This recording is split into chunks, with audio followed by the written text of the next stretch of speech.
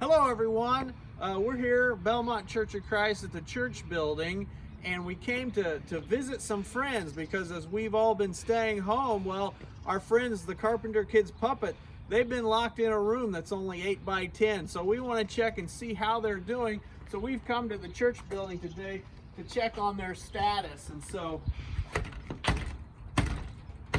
hey, the door is locked. Did somebody bring a key? All right, well, we're here in the church building, and so we're going to head over to the Carpenter's Kids area, to the castle, to see what our puppet friends are up to. So why don't you just come with me as we go upstairs. Hey, Becca, that was a great lesson we had in Carpenter's Kids. I suppose so. I'm kind of confused about why we're supposed to be a good Samaritan to our neighbor. What are you talking about? Reggie and I thought it was a great lesson. The more I think about it, the more confused I get. Especially when you think about who our neighbor is. And what is a Samaritan anyway? I have to admit, I was bothered by it too, but Mr. Shane cleared it up for me. It was a great lesson. Well, maybe I need Mr. Shane to clear it up for me. Mr. Shane, oh Mr. Shane. Just a minute, Becca. Okay, I need to talk to you, please. I need to ask you a question. Hi, Becca. What do you need? I need to ask you something. My Carpenter's Kids teacher said we are supposed to be a good Samaritan to our neighbor. Does that mean I'm supposed to love all the people in the condo? Well, that's true. You're supposed to love the people who live next door to you. Yeah, but it's more than that. It's your neighbor and everyone around you. Yuck. Does that mean even Mr. Old Lurch? Yes, all the people you meet on the street, the kids you go to school with, everyone you see. You mean even people I don't know? Oh yeah, that's right. Being a good Samaritan means that you treat them like you want to be treated. You have to stop and think about how you're supposed to act. We all need to set an example. Like helping out an older person even if they're grouchy. Wait a minute. At school the other day, some kid tripped and fell in front of me while I was going down the steps. She dropped her books, and when she fell, they flew everywhere. I almost slipped on one of them. I could have been hurt. So, what'd you guys do? I didn't do anything. We just stepped over her. I had to kick her books out of the way. You didn't help her pick them up? No, why would I do that? Well, this could have been a great time for you to be a good Samaritan. I thought I was being a good Samaritan. After all, I didn't step on her books. Oh, do you remember the story of the Good Samaritan? When a man was beaten and left by the side of the road? Yeah, but what does that have to do with me? This girl didn't get hurt or anything. Oh, she was hurt all right. Her pride was hurt when she fell. You could have been like the Samaritan man who found the injured man along the road. The Samaritan put him on his donkey. Then he took the man to the inn and gave the innkeeper money to continue caring for the man. So, you mean I should have stopped and helped and pick up her books? That's right. Mr. Shane, this girl isn't well liked. What would everyone think if they saw me helping her? Well, in Luke chapter 10, Jesus says that the Samaritans and Jews were enemies. But that didn't stop the Samaritan man. He knew deep down the right thing to do was to help the Jewish man. I think you guys know what the right thing to do is. You're right, Mr. Shane. I should have helped her pick up her books. Not only that, but we should have asked her if she was okay. Now that you know how to be a good Samaritan, what are you going to do now? I need to find her tomorrow at school and tell her that I'm sorry. I need to make sure that she is okay. Sounds like a good idea. Everyone around us needs to see that we're good Samaritans. Now I understand what our teacher was talking about in Carpenter's Kids. We need to help everyone, including our neighbors. Even Lurch. Even Lurch. Well, I guess I've got some things to think about. Becca, let's go find new ways to be a good Samaritan. All right, let's go. We'll see you later. All right, see you later. Well, good morning. We got to see our puppet show talking about the Good Samaritan. And our puppets had an interesting point of view as it came to the Good Samaritan. But I wanted to talk about the Good Samaritan this morning. And in particular, Jesus tells this story in a certain context because we see in Luke chapter 10 that Jesus is asked a question. and there's a back and forth, and then it results in Jesus telling this story that we're so familiar with, that we've heard so many times. And of course, the term Good Samaritan is one of those terms that has been adopted in culture and is used quite frequently as a result of this story that Jesus tells. But if we look in Luke chapter 10, starting in verse 25, we see this. It says, on one occasion, an expert in the law stood up to test Jesus. Teacher, he asked, what must I do to inherit eternal life? What is written in the law? Jesus replied. How do you read it? He answered, love the Lord your God with all your heart and with all your soul and with all your strength and with all your mind. And love your neighbor as yourself. You have answered correctly, Jesus replied. Do this and you will live. So here in these first verses, these opening verses of the story, we see this expert in the law, and he's coming to Jesus and he's asking this question, how do I inherit eternal life? And this is the context in which the story eventually gets told, because Jesus asks him about the law. And of course, we know that as we look at this expert in the law, the thing he's concerned about is the relationship between himself and God. How is my relationship with God measured? And how will I inherit that eternal life to be with God forever? And so Jesus asked him about what the law says. And here's where we see what we would call the most important and the second most important law that's in the Bible. Loving God and loving your neighbor. And he cites this to Jesus. And Jesus, of course, says that is correct. What you have determined is correct. And so we see this interchange between the expert in the law and Jesus. And so the expert wants to follow the rules, and he wants to be right with God. And of course, we can associate that with that, because we too want to be right with God. We want to inherit eternal life, and we want to be with God, and we want that relationship, just like the man in this story, just like the man who asked the question in this story, in this interaction with Jesus.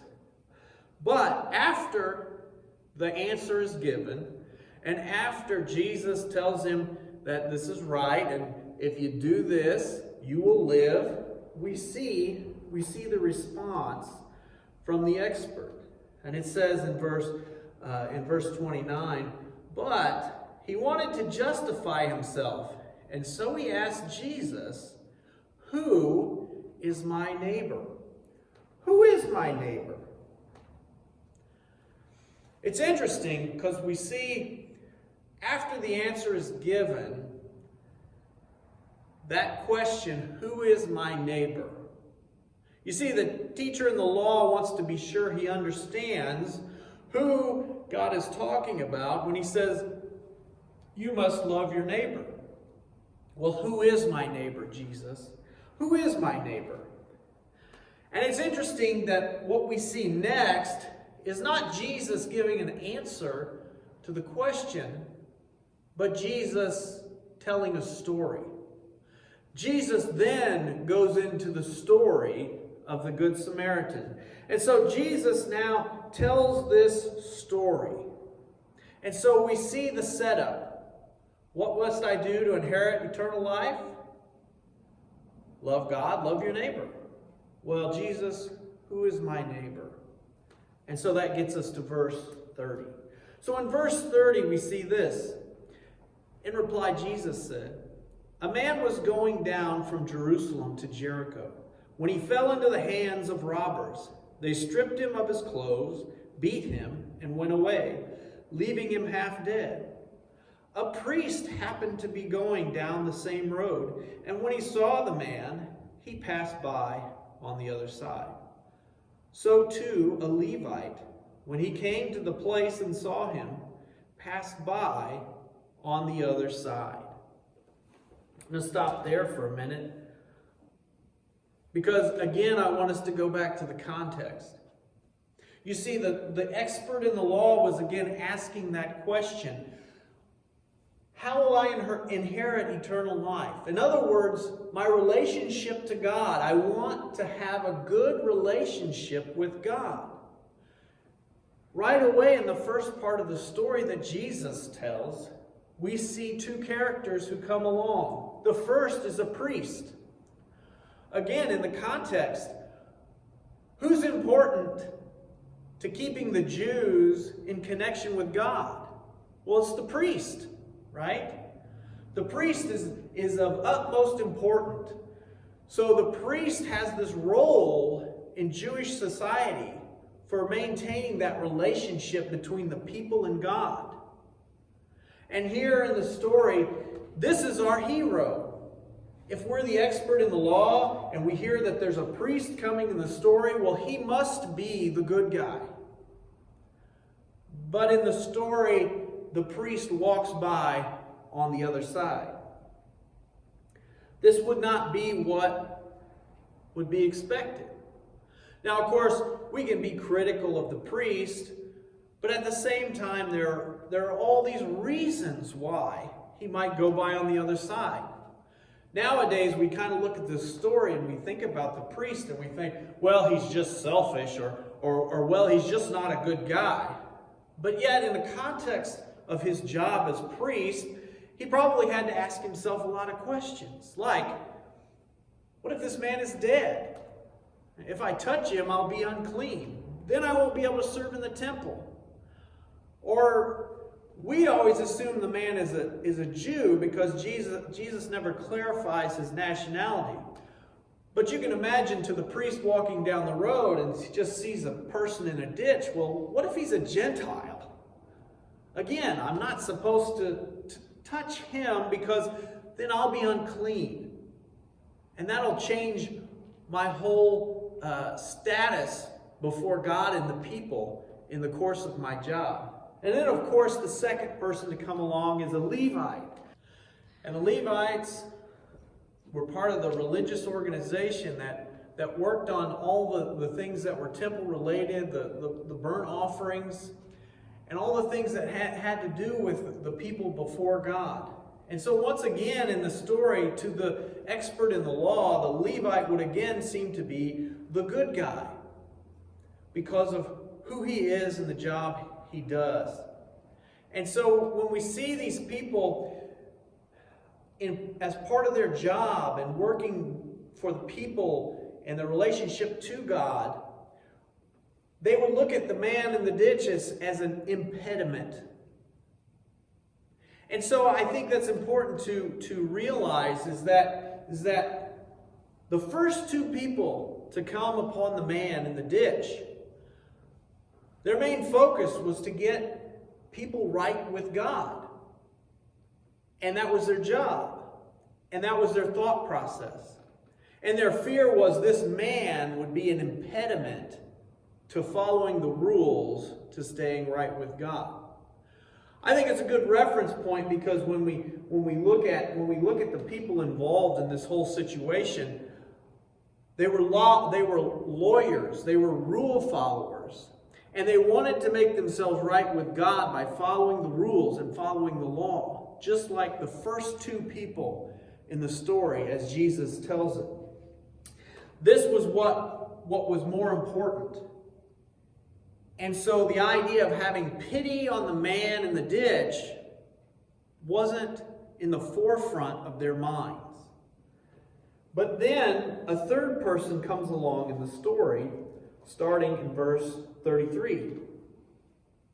But a Samaritan, as he traveled, came where the man was, and when he saw him, he took pity on him.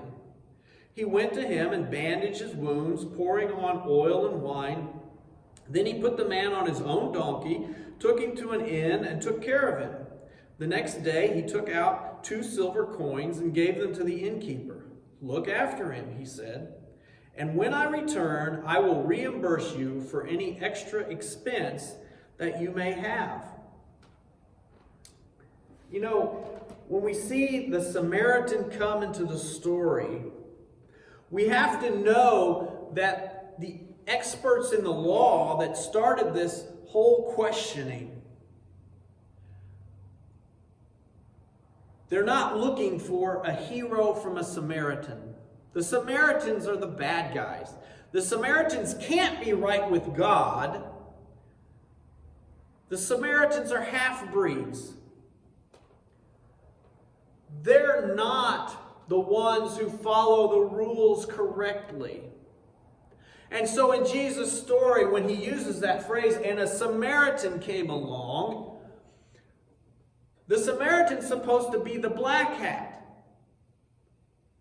The priest, the Levite, there are good guys, there are heroes. And now here comes the Samaritan, and he's supposed to be the bad guy.